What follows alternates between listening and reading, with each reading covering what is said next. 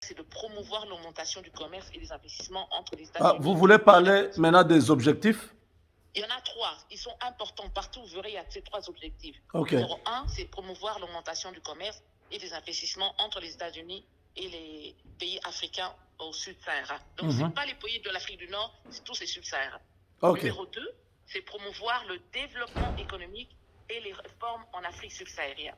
Et finalement, numéro 3, c'est promouvoir un plus grand accès aux opportunités entre les investisseurs américains et les entreprises africaines au Sud-Sahara. Maintenant, il y a aussi des avantages. Donc, la GOA permet à plus de 6... L'année dernière, c'était 6 900 produits. Donc, quand vous allez dans cette GOA, vous verrez le total parce que ça varie. 6 900 produits de bénéficier d'une franchise en droit de douane aux USA. L'autre avantage, c'est AGOA ajoute 1800 produits supplémentaires à ceux du GSP.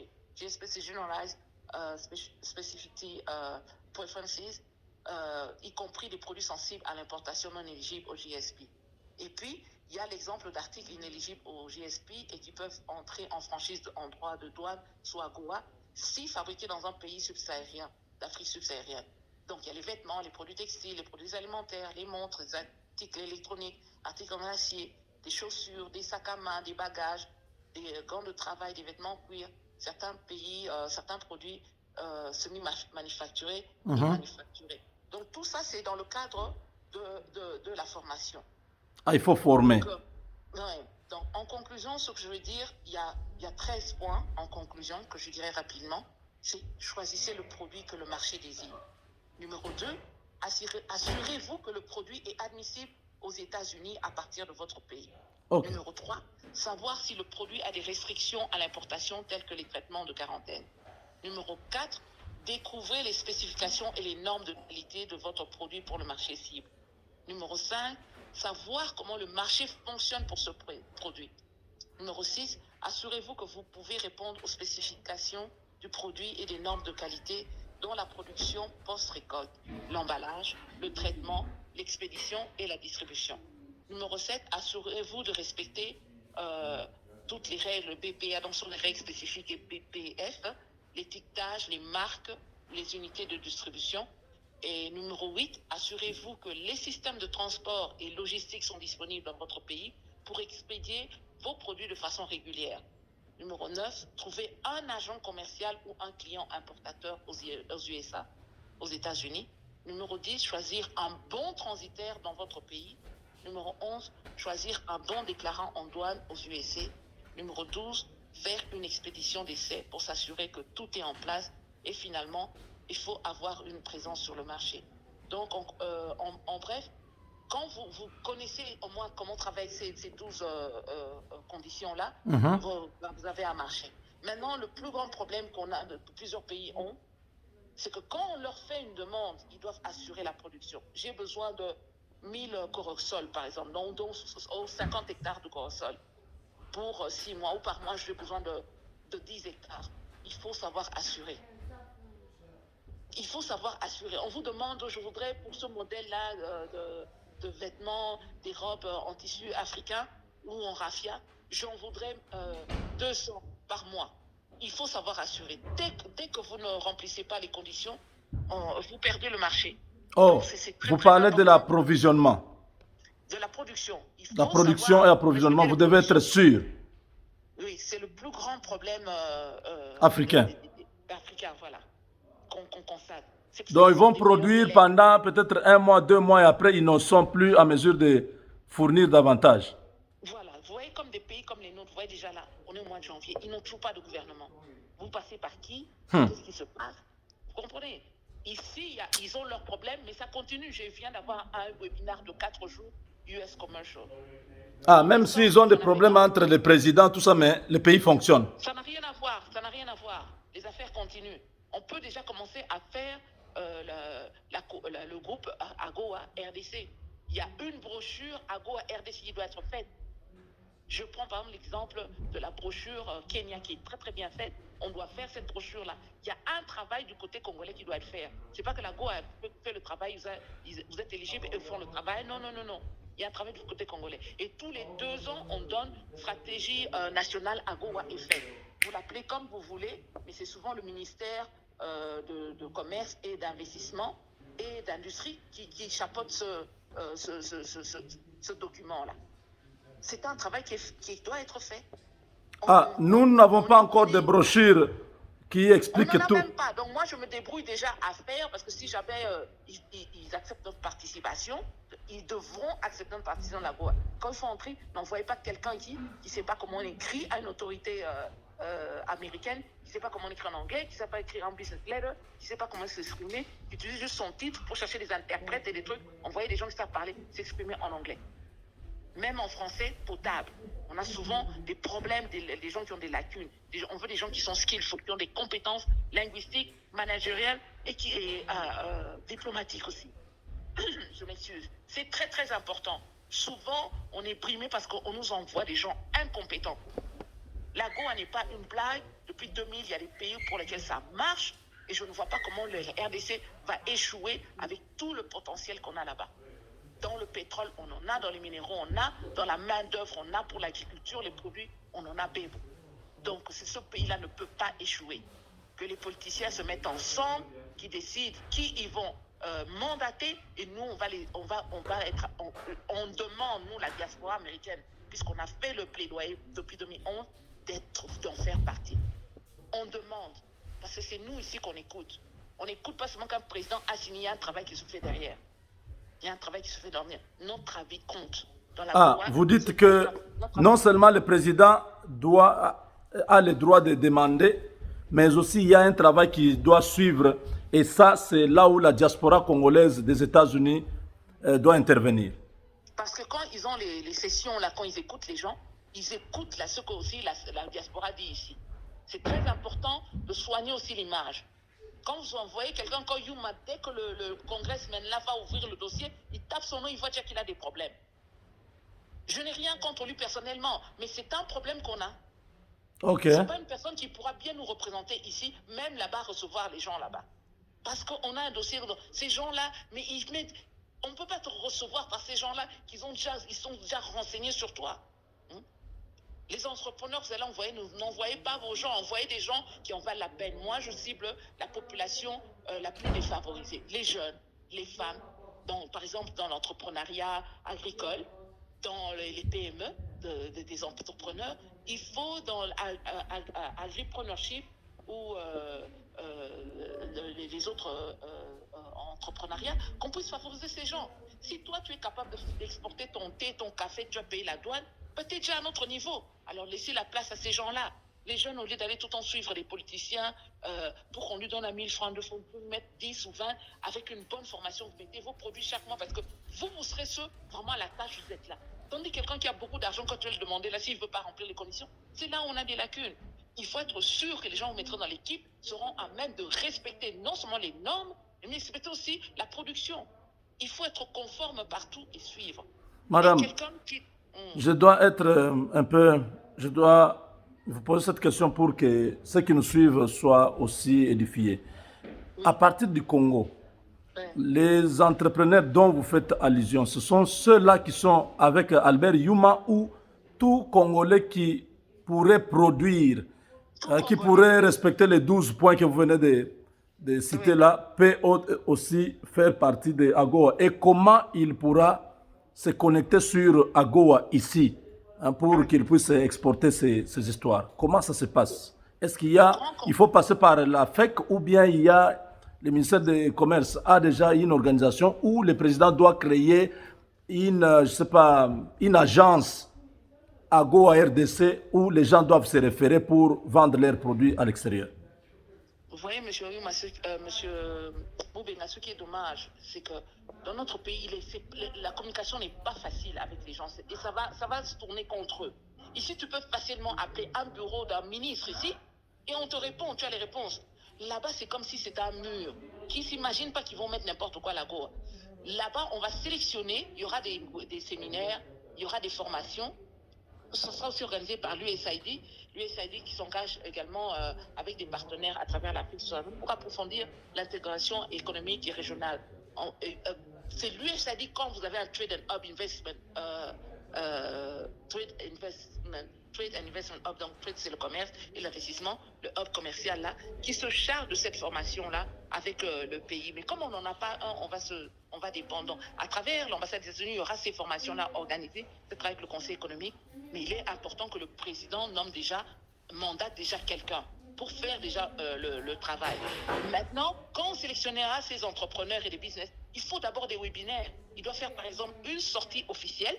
C'est un président qui a quand même fait la proclamation. Vous savez que dans tous les pays africains, on avait proclamé que la RDC, on n'a retiré personne, on n'a acheté personne, on ne s'est occupé que de la RDC. C'est un honneur.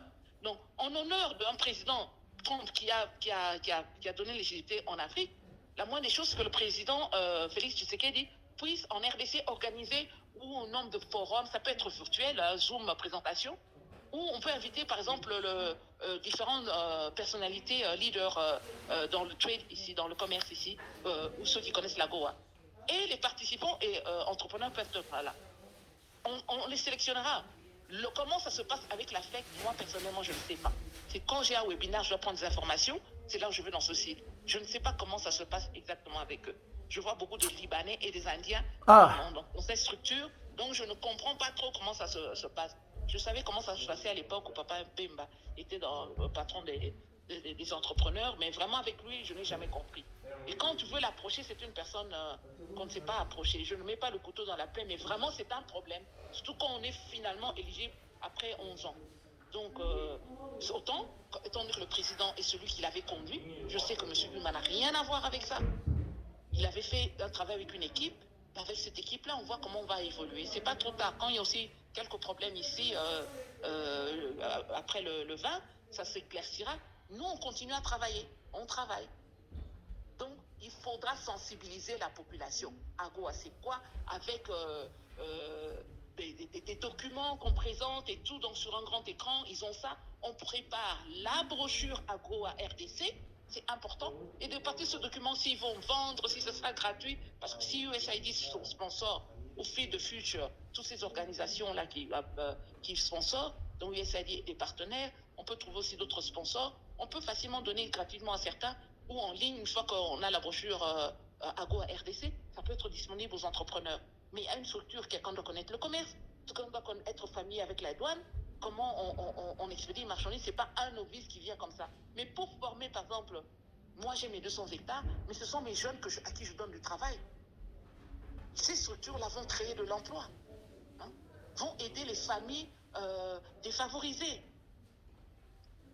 Et si votre produit est agro-éligible, M. Mobenga, je suis sûr qu'après, une fois que votre produit est éligible, même localement, vous pouvez encore mieux vendre. C'est une valeur ajoutée à votre produit parce que votre produit a été sélectionné d'être éligible.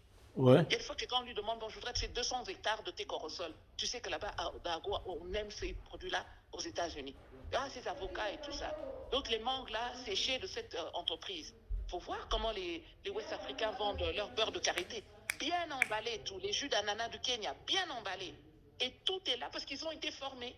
C'est pas que ce petit producteur-là a su, non. Il y a une formation. Et nous savons comment ça se passe. Oh, les jus d'ananas viennent du Kenya. Oui, ils ont emballé bien, tout, ils respectent les normes. Toutes les informations sur le net.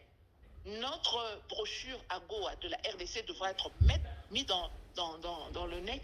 Tout le monde aura accès à ça. Donc c'est un bon travail qu'il faut faire. J'aimerais par exemple la brochure se faire ici, aux États-Unis. On a des exemples, si on est en coalition par exemple, du commerce, de l'agriculture, du pétrole et de petites et moyennes entreprises, on se met là, comment on va faire? Bon, toi dans ta section, qu'est-ce qu'on va mettre là?